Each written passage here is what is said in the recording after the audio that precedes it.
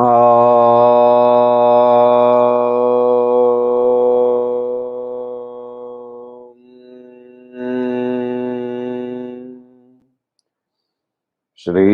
गुरु गणेशाभ्यां नमः। हरिः ओम। गीता स्वाध्याय 159वें सेशन में आपका स्वागत है। अभी हम अध्ययन कर रहे हैं राज विद्या राज गुह्य योग अध्याय 9 और हमने 13वां श्लोक का अध्ययन कर लिया था, तो उसको और एक बार दोहरा लेते हैं। महात्मानस्तु मां पार्थ दैवीं प्रकृतिमाश्रिताः भजन्त्यनन्यमनसो ज्ञात्वा भूतादिमव्ययम्। तो कल हम लोग वहां रुके थे जहां आचार्य शंकर बोलते हैं कि सत्संगत्वे निस्संगत्वम, और सत्संग का मतलब हम लोग देख रहे थे। सत जैसे सच्चिदानंद के अंदर में सत, तो वो एग्जिस्टेंस जो कि एग्जिस्ट करता है उसको सत बोलते हैं।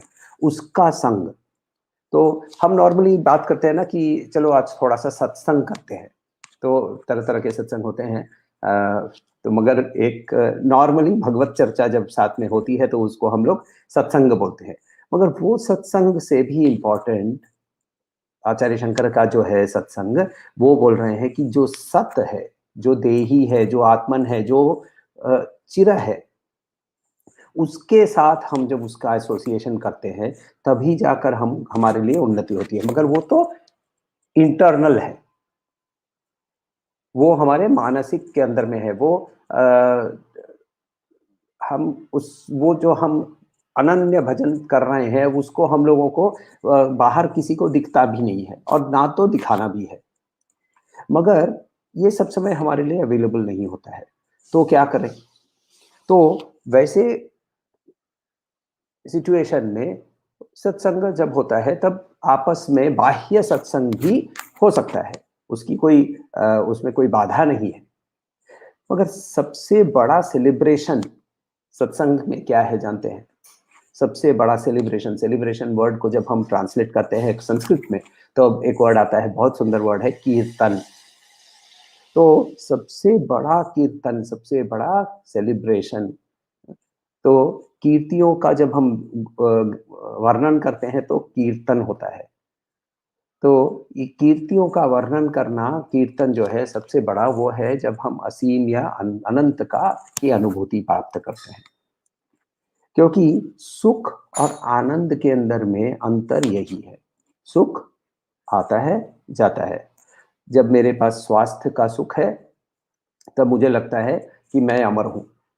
जब वो स्वास्थ्य का सुख अस्वस्थ व्यक्ति बन जाता है तब वो बोलता है देह से मुक्ति मिल जाए। तो ये जो भी स्पर्श जो है वो भोग है, उससे दुख, दुख का योनि है, ये भी हम लोगों को श्री कृष्ण ने पहले भी बताया था। तो इसीलिए इसी चीज को हम लोगों को समझाते हुए श्री कृष्ण आगे 14वें श्लोक के अंदर में हमें बताते हैं। 14वां श्लोक ले लीजिए। सततं कीर्तयन्तो माम् यतन्तश्च दृढव्रताः नमस्यन्तश्च मां भक्त्या नित्ययुक्ता उपासते।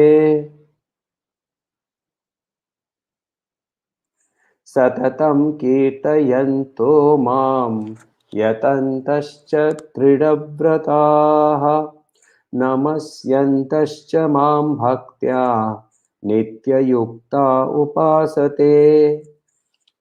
तो यहाँ श्री कृष्ण बहुत सुंदर से बोल रहे हैं क्या कि 13वें श्लोक में उन्होंने बोला था हम लोगों को कि अनन्य भजन करो। अनन्य भजनता, तो ये कांस्टेंट रिमेम्बरेंस, ये क्या पॉसिबल है क्या? तो ये सब कि हर समय हर क्षण में कांस्टेंट बताया उन्होंने, अनन्य बोला है, नित्य बोला है। तो ये क्या संभव है क्या? तो ये देखिए, ये चीज जो है ना, ये हमारे व्यावहारिक जीवन में हम रोज करते हैं। एक उदाहरण लेते हैं, एक नवजात शिशु के माँ का।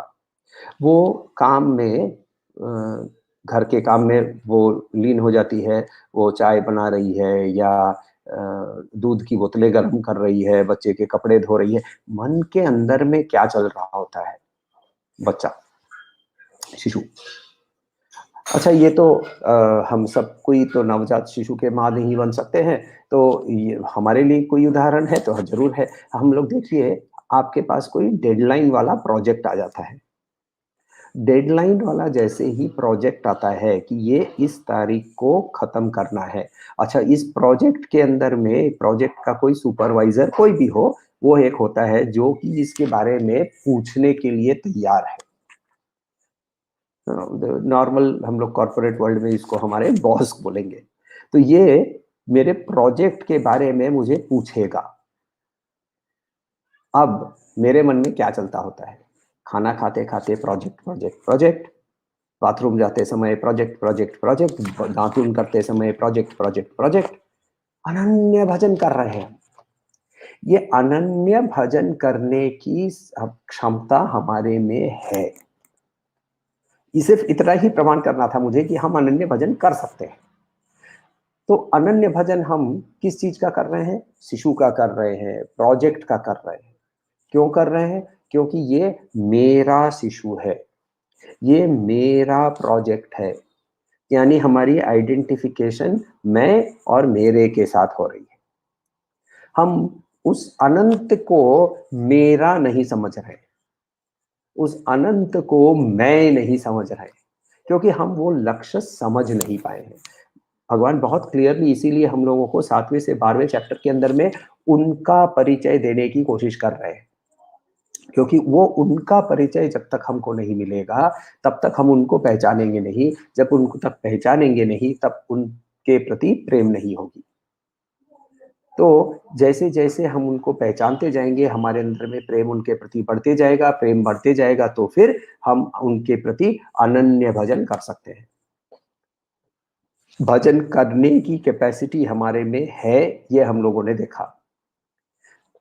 नेक्स्ट सवाल आता है कि एक्चुअली इसमें ना और एक चीज़ हम लोगों को समझना है कि भगवद गीता ना कोई थियोरेटिकल किताब नहीं है। उन्होंने 13वें श्लोक के अंदर में बोला कि तुम मेरा अनन्य भजन करो। राइट? उन्होंने कहा भजन्त्यनन्य मनसो। उन्होंने जैसे ही ये कहा, ये थियरी है। उसको प्रैक्टिकल में तुरंत ही उसका उपाय श्री कृष्ण दे देते हैं। कैसे बोल रहे हैं, कैसे करना है? तो बोलते हैं सततम कीर्तयन्तो माम यतन्त। नाउ कीर्तन जब हम वर्ड यूज करते हैं तो इसका तुरंत हमारे मन में क्या आता है? बहुत सारा शोरगुल, पखावज और मृदंग और तबला, हारमोनियम और सब कुछ लेकर बैठ गए और फिर खूब तालियां बजी। तो एक्चुअली फॉर दैट मैटर तालिया से एक रामकृष्ण परमहंस जी का एक किस्सा याद आया कि रामकृष्ण जी परमहंस को ये एक साथ बैठकर गाना कीर्तन अच्छा लगता था। तो वो खूब एंजॉय कर रहे थे और खूब ऐसे-ऐसे हाथ पीट कर ताली भी बजा रहे थे। तो तोतापुरी अद्वैती थे। तो तोतापुरी ने ये देखा, फिर उनको बुलाया वहाँ पर कि ये क्या कर रहे हो तुम? रोटी बना रहे हो क्या? रोटी? ऐसे-ऐसे पीट-पीट के रोटी बना रहे हो क्या? अद्वैत में एस्टैब्लिश्ड व्यक्ति को सब कुछ के अंदर में उनकी दृष्टि मिलती है। तो हाथ पीट-पीट के जब ताली बजा के भी उसका नाम ले रहे हैं या फिर ध्यान में उसकी अनुभूति कर रहे हैं या फिर नॉर्मल दैनंदिन जीवन के अंदर में सब कुछ देखते समय उसी की हमें अनुभूति हो रही है, ये श्री रामकृष्ण के लाइफ के अंदर में हमें मिलता है। तो सच रूप में अद्वैती तो अवतार पुरुष श्री रामकृष्ण परमहंस थे। तो बाद में तो तोतापुरी ने भी खुद वो मान लिया था। वो खैर अलग दूसरी डायरेक्शन में चली गई चर्चा। तो यहाँ ये थियरी नहीं है। थियरी को प्रैक्टिकल कैसे किया जा सकता है? तो बोलते हैं पहले तो बाह्य रूप में देख लो कि बैठ के खूब ताली बजा लो। मगर 24 घंटे बारात बजा सकोगे क्या? 24 घंटे बजाने को बोल रहा हूं मैं, सततम, कंटिन्यूअसली, सततम बोल रहे हैं, नित्यम बोल रहे हैं, और सततम का एग्जैक्ट लिटरल ट्रांसलेशन अंग्रेजी में करेंगे तो ऑलवेज। अब ऑलवेज का मतलब ये नहीं कि अच्छा आज मैं ऑफिस जाऊंगा, उसके बाद मैं घर आऊंगा, उसके बाद 7 से 8 बजे तक के बीच में हम अभंग चलाकर ऐसे हाथ से ताली पीटेंगे। ऑलवेज का मतलब है 24, आजकल क्या बोलते हैं हम लोग 24/7। तो ये कैसे संभव है? इसका देखिए मतलब ये है कि श्री कृष्ण ये कह रहे हैं कि तुम्हारी जीवन शैली और जीवन को ही ऐसा बनाओ। कीर्तन में करते क्या है हम? कीर्तन में हम उसकी कीर्ति का वर्णन करते हैं। तुम्हारी जीवन की शैली ही ऐसी बनाओ, तुम्हारा जीवन ही ऐसा बनाओ कि तुम्हारे जीवन के अंदर में ही मेरी कीर्तियों की क्या का वर्णन दिखे। ये कह रहे हैं Shri Krishna, let your life be a reflection of my glories. Shri Krishna ये नहीं कह रहे हैं कि तुम 24 घंटा बैठ के ताली बजाओ और हरे राम हरे कृष्ण करते रहो। करो, जरूर करो, लोगों के साथ भी करो, उसका भी आनंद लो, मगर ये सततम नहीं हो सकता है। सततम होने के लिए दूसरा, फिर उन्होंने और एक वर्ड यूज किया वहां, वो बोल रहे हैं कि इसके लिए ये संभव नहीं है। मैं भी मानता हूं, श्री कृष्ण कह रहे हैं वो कि ये तुम्हारे लिए सब समय संभव नहीं है, और एटलीस्ट आज तो तुम्हारे लिए संभव नहीं है अर्जुन। तो इसीलिए तुम इसके लिए कोशिश तो शुरू करो। गुरुदेव कहते थे कि जब शुरू करने के लिए, मेडिटेशन शुरू करने के लिए कौन सा दिन बेस्ट होता है जानते हैं? तो वो बोलते हैं आज। और फिर आज का में अंदर में बेस्ट समय कौन सा है? अभी। तो वैसे नहीं, मगर मुझे मेडिटेशन आता नहीं है, कोई प्रॉब्लम नहीं है, शुरू करो। और वही कह रहे हैं यहां से कृष्ण, यतन्तः, to strive, to to work for, उसके लिए कोशिश करना। तो उसके लिए तुम कोशिश करो। और कैसे कोशिश करने के लिए कह रहे हैं? दृढ़ व्रताः, विद डिटर्मिनेशन, ग्रेट डिटर्मिनेशन। ऐसे ही नहीं, क्योंकि देखिए इसमें ना लक्ष्य क्या है ये समझने पर ही ये सब हो सकता है। यदि मेरा लक्ष्य सर्वोच्च प्राप्ति है और उस सर्वोच्च की मुझे समझ हुई है, तब ही ये इसके लिए मैं कोशिश कर सकता हूं। उसके लिए हमें चैप्टर 6 का जो उन्होंने जो ध्यान का पद्धति बताया था, वो पद्धति फॉलो करने की जरूरत है। ध्यान की पद्धति फॉलो करने के लिए मेंटल प्योरिफिकेशन की जरूरत है, तो इसीलिए हमें कर्म योग करना जरूरी है। देखिए ये सीक्वेंशियल प्रोसेस है, क्योंकि ध्यान में बैठने के लिए वो तो हम कुछ समय के लिए बैठ पाएंगे ना, 45 मिनट के लिए बैठ जाएंगे, आधे घंटे के लिए बैठ जाएंगे। उस आधे घंटे के अंदर में भी 10 मिनट का भी ध्यान हो गया तो बहुत हो जाता है, क्योंकि बाकी तो हम सिर्फ मन को नियंत्रित करते हुए बैठे होते हैं। मन इधर उधर भाग रहा होता है, मन को हम पकड़ के लाने की कोशिश करते रहते हैं। वो यदि प्रैक्टिस करते करते जब इस स्टेज पे आते हैं, और फिर जब हम उनको समझना शुरू करते हैं, जगदीश्वरी को समझना शुरू करते हैं, तब जाकर उसका सततम कीर्तन हो सकता है। अच्छा, इस सततम कीर्तन के अंदर में करना क्या है? तो बोल रहे हैं कि नमस्यन्तः। नमस्यन्त का मतलब क्या? साष्टांग प्रणाम करो।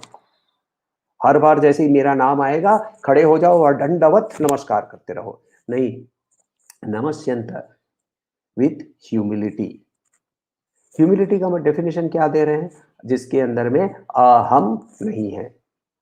तो जैसे ही मैं और मेरा मेरे से हटने लगता है, तो नमस्यन्त शुरू हो जाता है। नमस्यन्त का मतलब humbly bowing down, to keep my head down with humility, ये नमन है। तो अभी तक हम लोगों ने क्या क्या देखा? देखिए, सततम का मतलब है ऑलवेज, और ऑलवेज तभी संभव है कि जब हर एक क्षण के अंदर में हम उसकी कीर्तियों का वर्णन हमारे जीवन के अंदर में ही चलता रहे। काम कर रहा हूँ तो अत्यंत कौशल से जब काम कर रहा हूँ, मैं उनकी कीर्तियों का वर्णन कर रहा हूँ।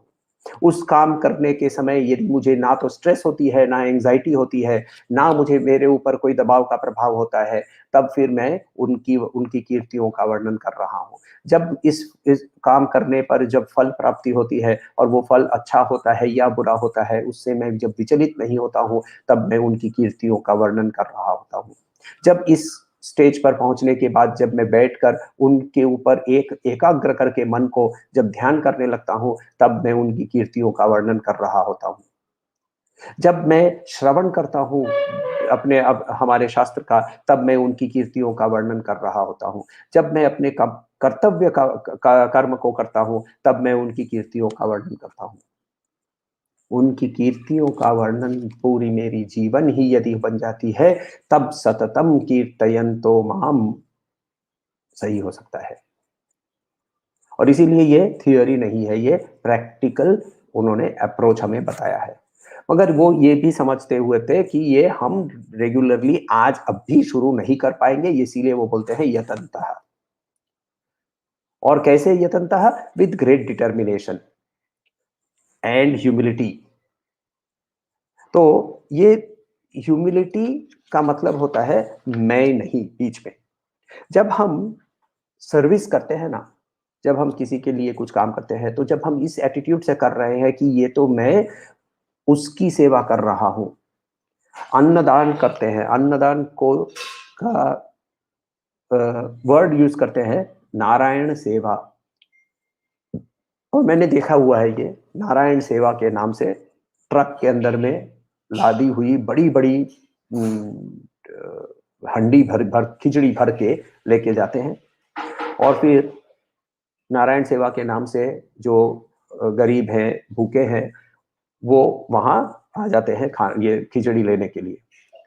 अब उनके अंदर में उनके भूख के कारण उनके अंदर में कोई डिसिप्लिन नहीं होती है, तो देने वाला उसको देते समय क्या चिल्ला चिल्ला कर डांट डांट कर दे रहा होता है कि देखो मैं तुम्हें दे रहा हूं, तुम चुपचाप लाइन पे खड़े रहो। जैसे ही वो एटीट्यूड से जब हम ये काम करते हैं, तब ये नारायण सेवा अब नहीं रही। नाम जरूर उसका नारायण सेवा रहता है। तो किसी को जब हम मदद करते हैं, तो वो मदद नहीं हो सकती, उसकी सेवा हो सकती है। तो जब हम उसकी सेवा कर रहे होते हैं, तब ये उसकी एटीट्यूड से, तब हम उसकी कीर्ति का वर्णन कर रहे होते हैं। सततम कीर्तयन्तो। शायद ये हम रेगुलरली नहीं कर पाएंगे, शायद हम ये करने में हमें बहुत तकलीफ होगी, ऐसी जीवन शैली जीना भी बहुत तकलीफ होगा, हो सकता है। मगर प्रैक्टिस शुरू अभी करनी पड़ेगी, तभी ना होगा कुछ ना कुछ। तो इसीलिए वो बोल रहे हैं कि ये उदाहरण किसी एक महान के इस प्रवचन में मैंने सुना था कि डिसीजन आपको लेना है कि आप जंगल में एक पॉइंट से दूसरे पॉइंट पे किस तरह से जाएंगे। एक होता है हाथी के जैसे जाना। हाथी कैसे जाता है? तो बीच में छोटे मोटे पेड़ पौधे आते हैं, तो वो उसके ऊपर से कुचल के निकल जाता है, स्ट्रेट लाइन में चलता है। और या फिर हम खरगोश की तरह चल सकते हैं, कभी जा रहे हैं, बीच में कुछ आवाज आ गया, कहीं गड्ढा खोज लेते हैं छुपने के लिए। तो खरगोश बनना है या हाथी बनना है, ये निर्णय भी हमें लेना पड़ेगा। दृढ़ व्रताः। और इसीलिए वही जब हम ये दृढ़ व्रता जब हो जाते हैं और साथ में हम नमस्यंत हो जाते हैं, तब हमारे अंदर में ऑटोमेटिकली भक्त्या नित्य युक्त उपासते हो जाता है। भक्त्या लविंग डिवोशन, नित्य युक्ता कॉन्स्टेंटली उनके साथ यूनाइटेड होकर, और उपासते यानी उनकी पूजा करते हुए। हमारे अंदर में ये आइडेंटिफिकेशन क्या होता है जानते हैं? ये नॉर्मली आप यदि किसी पूजा में आप बैठेंगे, तो पूजा जब वर्ड आई, उपासना उपासना की वर्ड आई, पूजा की वर्ड आई, तो उसमें संकल्प लेते समय क्षेम स्थैर्य धीर्य वीर्य विजय आयुरारोग्य इत्यादि इत्यादि का संकल्प लिया जाता है। तो चलमान लक्ष्मी स्थिर हो, स्थिर लक्ष्मी स्थिर रहे, इत्यादि इत्यादि ऐसे बहुत सारे संकल्प लिए जाते हैं। संकल्प जो होता है एक्चुअली यदि जो उनकी ओर जाने की कोशिश कर रहा है, वो बोलता है मुझे अचंचल, निष निष्कलंक और दृढ़ भक्ति देना। संकल्प वही होता है। इस पूजा का मेरे एक ही लक्ष्य है कि मुझे निष्कलंक, दृढ़ और अचंचल भक्ति देना। अचंचल भक्ति का मतलब अभी ये कर रहा हूँ, उसकी प्रति भक्ति है। कभी मेरे पास सामने एक इष्ट आ जाते हैं, कभी दूसरे इष्ट आ जाते हैं, हमें ये इष्ट के फॉर्म के अंदर में अटक जाता हूँ। फॉर्म के उस पार वो परम परम आत्मा है, वो मैं भूल जाता हूँ। निष्कलंक भक्ति, जिस भक्ति के अंदर में सिर्फ मेरी, ये मुझे दे देना, ये मुझे दे देना, ये मुझे दे देना। मेरे घर पे बहुत धन आ जाए, दूसरे के घर में ना आए तो भी कोई प्रॉब्लम नहीं। निष्कलंक भक्ति। और दृढ़ भक्ति, अच्छा हो रहा है जब, तब मैंने किया। जब बुरा हो रहा है, तू क्यों ऐसा कर रहा है? ये नहीं, ये बोल रहे हैं नित्य युक्ता उपासते। नित्य युक्ता उपासते जो करता है, उसके लिए वो निष्कलंक, निष्कपट, निष्कलंक, निष्कपट, अचंचल, दृढ़ भक्ति के साथ ये कर सकता है। हमारी जो डिवोशन होती है, हमारी नॉर्मल डिवोशन ना हमारे बॉडी माइंड इंटेलेक्ट की आइडेंटिफिकेशन के साथ होती है। इंटेलेक्ट के साथ आइडेंटिफिकेशन कैसा? बोलते हैं कि विषय के साथ, हाँ, मैं अहिंसावादी हूँ। वो विषय के ऊपर इतना उसको प्रेम या आइडेंटिफिकेशन हो जाता है कि उसके बाहर वो जा नहीं पाता। राष्ट्र, ये एक आइडिया है। मैं ये नहीं कह रहा हूं कि राष्ट्रवादी नहीं होना है। मैं ये कह रहा हूं कि राष्ट्रवाद से भी मनुष्यवाद वो उसके ऊपर है। और मनुष्य का लक्ष्य, एकमात्र लक्ष्य, सबसे ऊंचा लक्ष्य ये है कि वो उसे मुक्ति प्राप्त करनी है। हमारे अंदर में व्यक्ति के प्रति भी आसक्ति हो जाती है, आइडेंटिफिकेशन हो जाता है। मेरा बच्चा, मेरी माँ, मेरी लैला, मेरा मजनू, ये सारे आइडेंटिफिकेशन होते हैं। हमारे वस्तुओं के प्रति आइडेंटिफिकेशन हो जाता है। मेरा कोहिनूर है ये, है मेरा कोहिनूर। उसके पीछे कितने लोगों ने दौड़ा, कितने कहाँ कहाँ जाके अल्टीमेटली जाकर वो लंदन के टावर ऑफ लंदन में जाके बसा। तो जब असीम के साथ हम वैसी अटैचमेंट डेवलप कर सकते हैं, तब हम अपने आप को नित्य युक्त कह सकेंगे। कोई सवाल हो तो पूछिएगा।